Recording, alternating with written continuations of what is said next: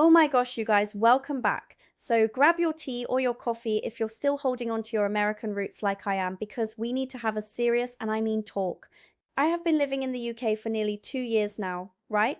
And I came here thinking I knew my history. I got the A's in AP US history. I watched the Hamilton musical. I know the Star Spangled Banner by heart. But let me tell you, nothing, and I mean prepares you for the absolute identity crisis you experience when you realize that half the stuff we were taught in American schools is, well, let's call it selectively edited. I was at a pub in London the other night talking to this local guy, super nice, and I brought up the War of 1812, the Second War of Independence, the rocket's red glare, the big deal. And he just looked at me with this confused, polite British smile and said, "Sorry, love, was that the one where we burned down your White House and then went back to fighting the real war against Napoleon?" I was shook, literally floored. It made me realize that there are two sides to every story, and American history books have done a fantastic job of ghosting the British perspective. So I have gone down the rabbit hole. I've been reading British textbooks, talking to historians here, and getting the real tea.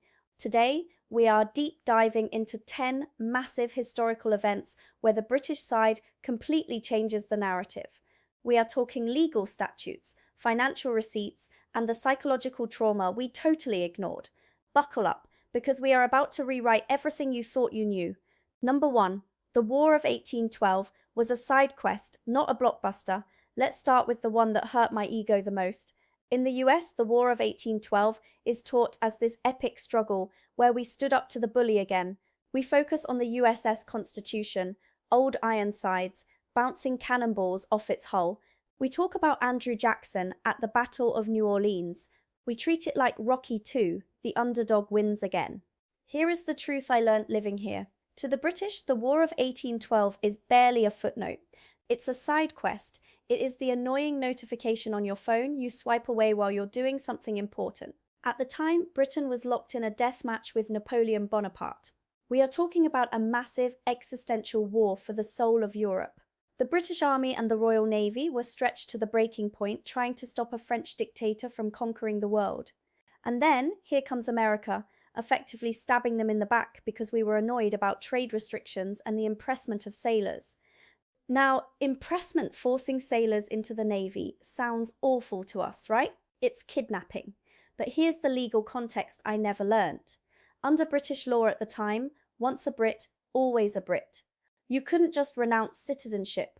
The Royal Navy was losing thousands of sailors who were deserting to American merchant ships for better pay and safer conditions. Britain looked at this and said, "We are fighting for our survival against a tyrant, and you Americans are harboring our deserters." From their psychological perspective, we're the ones breaking the law. And let's talk about the invasion of Canada. In US textbooks, this is often glossed over, but we actually tried to invade Canada multiple times. We thought the Canadians would welcome us as liberators. Instead, they fought back hard. There's a huge cultural pride here and in Canada about this. They see it as the time they repelled a foreign invader, us. When the British finally did send troops to America, it wasn't to take back the colonies. It was a punitive expedition. It was a slap on the wrist. They marched into Washington, D.C. in 1814, ate the president's dinner. Literally, Dolly Madison had set the table, drank his wine, and then set the White House on fire. In America, that's a tragedy. Here, it's viewed as fair retaliation because, and I never knew this, American troops had previously burned down the Parliament buildings in York, which is modern-day Toronto. We started the arson, they just finished it, and the Battle of New Orleans, it happened after the peace treaty was already signed. The war was statistically a draw. We didn't get the land we wanted. They didn't get the trade control they wanted. But in the UK, they view it as a victory because they stopped us from taking Canada while simultaneously defeating Napoleon. We think we won, they think they managed a pest control problem. BTW, I just want to pause for one tiny second. Thank you so much for watching, like genuinely. And if you want to support me a little extra, I have a channel membership. It would mean the world to me. Okay, that's it. I won't bother you anymore. Back to the video. Number 2, the intolerable acts were just a landlord collecting rent. Okay, let's rewind to the beginning. The Boston Tea Party. The no taxation without representation slogan. We are bred to believe that King George III was this greedy tyrant sucking the life out of the colonies for no reason other than he was evil. Living here, you learn about the 7 Years' War, or what we call the French and Indian War. This conflict, which ended in 1763, was massive. It was basically the First World War. And who started it? Well, a young George Washington played a pretty big role in kicking things off in the Ohio Valley. Britain sent huge amounts of troops and money to defend the American colonies from the French and indigenous forces. Here is the financial reality. That war nearly bankrupted Britain. The national debt almost doubled. We are talking about hundreds of millions of pounds in 18th century money. And why did they spend it? To keep safe, to keep the colonies British. So when the war ended, Parliament in London looked at the ledger and said, okay, the American colonists pay some of the lowest taxes in the entire empire. The average Brit living in England pays far more tax than a guy living in Boston. And we just spent a fortune defending them. Maybe they should chip in for their own defense?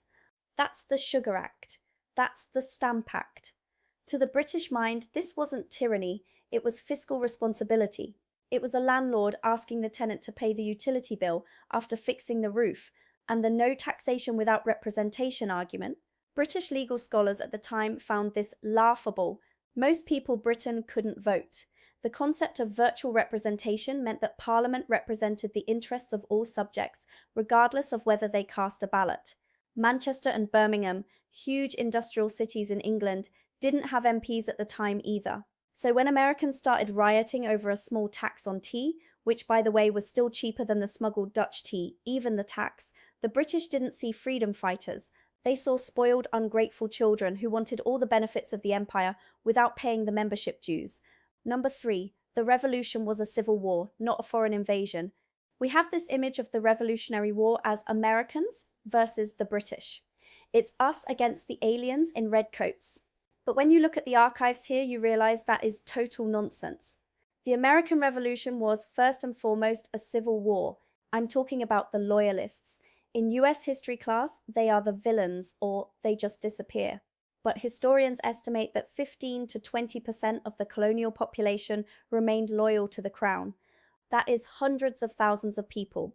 These weren't just rich snobs, they were farmers, shopkeepers, recent immigrants from Scotland, and enslaved people who were promised freedom by the British.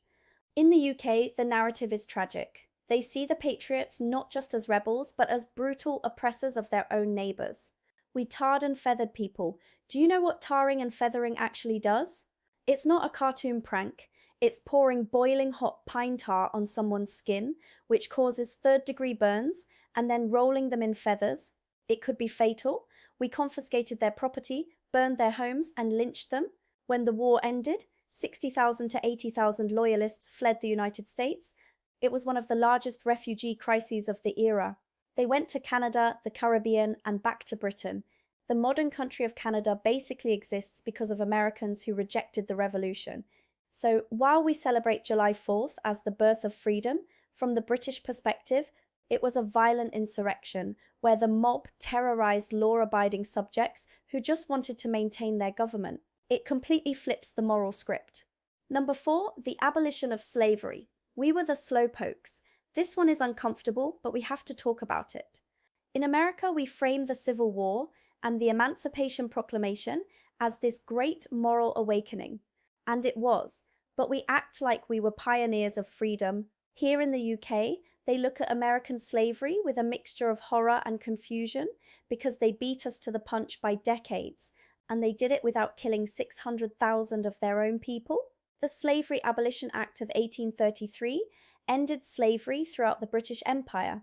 Now, was it perfect? No. There was a forced apprenticeship period that was basically slavery light for a few years. But here is the kicker. The British government decided that the only way to get the slave owners to agree without a war was to buy them out. They took out a loan of £20 million. To give you context, that was 40% of the entire government budget for the year. It was such a colossal amount of money that the British taxpayer didn't finish paying off the interest on that loan until, wait for it, 2015. Yes, I was living in the US in 2015, totally oblivious that my British friends were technically still paying for the emancipation of slaves in the 1830s. So, when Americans talk about liberty and all men created equal from 1776, the British raise an eyebrow. They see a country that wrote beautiful words but kept human beings in chains for another 89 years after declaring independence, while the tyrannical British Parliament passed legislation to end it and mortgaged the country's future to do it. It's a massive moral high ground that they occupy, and honestly, they kind of deserve it on this one. Number 5. The special relationship in WWII was expensive. Okay, jumping forward to the 20th century, World War II. If you went to high school in the US, the narrative is simple. Europe was falling apart, the Nazis were winning, and then Uncle Sam rolled up his sleeves, stormed the beaches of Normandy, and saved the world. You're welcome. I cannot tell you how much this infuriates people here. Here is the British timeline. The war started in September 1939. For 2 years, 2 long, brutal years, Britain stood effectively alone against Nazi Germany. France had fallen. The Soviet Union had a non-aggression pact with Hitler. The US was neutral. During the Blitz, London was bombed for 57 consecutive nights. 40,000 civilians died. Cities like Coventry were wiped off the map. My neighbour here, an elderly lady, told me stories about her parents sleeping in the London Underground to avoid the bombs.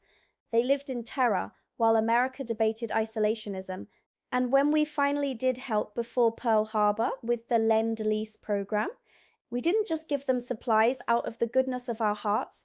We charged them. We stripped Britain of its gold reserves. We took their overseas bases as collateral. Britain effectively bankrupted itself again to pay the US for the weapons to fight a war that we were technically staying out of. There's a famous quote here, often attributed to a British official regarding the Americans in the UK during the war: overpaid, oversexed, and over here. From the British perspective, the turning point wasn't D-Day. It was the Battle of Britain in 1940 and the Battle of El Alamein in 1942. They see the American contribution as vital, absolutely, but they resent the Hollywood version where Tom Hanks wins the war, single-handedly. They feel they held the line of civilization while we sat on the couch counting our money. Number 6. The Civil War Britain almost joined the Confederacy. This is a deep cut that shocked me. We are taught that the North, the Union, was the good guy and everyone knew it. But in the 1860s, Britain was close to recognizing the Confederacy as an independent nation and entering the Civil War on the side of the South. Why? Cotton. The British economy was the factory of the world, specifically textile mills in places like Manchester. They relied on southern cotton. When the Union blockaded the South, the cotton famine hit Britain hard. Mills closed, people starved. There was immense pressure on the British government to break the blockade. And it wasn't just passive. Britain built ships for the Confederacy. The most famous one, the CSS Alabama, was built in secrecy in Liverpool. It sailed out and wreaked havoc, sinking over 60 Union merchant ships. It was a terror of the seas, built by British shipwrights. After the war, the United States was so furious about this that we demanded the Alabama claims. We sued Britain. We literally sent them a bill for the damage their ships caused. It went to international arbitration, one of the first major cases of its kind, and Britain had to pay the US $15.5 million in gold in 1872. But here is the beautiful nuance. Despite the economic suffering, the working-class people of Manchester refused to support the Confederacy because they hated slavery. They sent a letter to Abraham Lincoln supporting the Union even while they were starving. Lincoln sent a letter back thanking them for their sublime Christian heroism. There is actually a statue of Lincoln in Manchester today because of this, but our textbooks, they completely skip the fact that the geopolitical superpower of the world was inches away from splitting the US in two. Number 7. The Declaration of Independence was seen as fake news. I love the Declaration of Independence. It's poetic, but have you ever actually read the list of grievances? It's like a bad Yelp review of a king. When that document arrived in London, the British government didn't just ignore it. They commissioned a point-by-point rebuttal. A lawyer named John Lind wrote a response called An Answer to the Declaration of the American Congress. It is savage. For example, Jefferson wrote that the king has excited domestic insurrections amongst us, referring to the fear of slave revolts. Lind clapped back, pointing out the hypocrisy of complaining about tyranny while holding hundreds of thousands of people in absolute slavery. He basically said, how can you sign a document about the right to life and liberty with one hand while whipping a slave with the other? The British elite viewed the founding fathers not as high-minded philosophers, but as tax-dodging smugglers who were using high-minded rhetoric to protect their own wealth. They saw the freedom we were fighting for as the freedom to steal Native American land, which the British tried to restrict with the Proclamation of 1763, and the freedom to avoid paying for the empire's protection. Reading the contemporary British reaction strips away the mythology and leaves you with a very complex, very human political dispute. Number 8. The empire perspective. We were just a bad investment. As Americans, we think we destroyed the British Empire. We think Yorktown was the death knell of British imperialism. The reality? We were a bump in the road. A painful one, sure, but after losing the 13 colonies, Britain didn't collapse. It pivoted. They looked at the map and said, fine, America is too much trouble. It's full of angry people with guns. Let's focus on India, Africa, and Asia. This is what historians call the swing to the east. After losing America, the British Empire actually grew, and they entered their imperial century. They conquered the Indian subcontinent. They colonized Australia and New Zealand. They took over huge swaths of Africa. From a macroeconomic perspective, losing America might have actually been good for them in the short term. They kept trading with us. Trade volumes actually went up after independence, but they didn't have to pay for our defense or administration anymore. We became their biggest customer without being their responsibility. So while we treat the revolution as the most important event in human history, for the British it was a portfolio adjustment. They cut their losses on a non-performing asset and invested elsewhere. It's humbling to realize that to the Crown, George Washington wasn't the slayer of the empire. He was just a reason to diversify their holdings. Number 9. Benedict Arnold, the man who returned to allegiance. Oh, Benedict Arnold. In the US, his name is a synonym for traitor. He is the Judas of American history. But sit with a British military historian, and the picture gets blurry. To them, Benedict Arnold wasn't a traitor to his country. He was a man who realized the rebellion was a mistake and returned to his lawful allegiance. You have to remember the context. Arnold felt the Continental Congress was corrupt, which, let's be honest, it kind of was, that the alliance with France, Britain's mortal enemy, and a Catholic absolute monarchy was a betrayal of Protestant English values, and that the rebellion would lead to mob rule. When he switched sides, he was given a commission as a brigadier general in the British Army. He fought for the British. After the war, he moved to London. He didn't die a hero there. He was actually kind of unpopular because nobody really trusts a turncoat, but he wasn't viewed as a monster. He was viewed as a tragic figure, a talented soldier caught in a messy civil war who ultimately chose the losing side. There is actually a plaque in London at the house where he lived.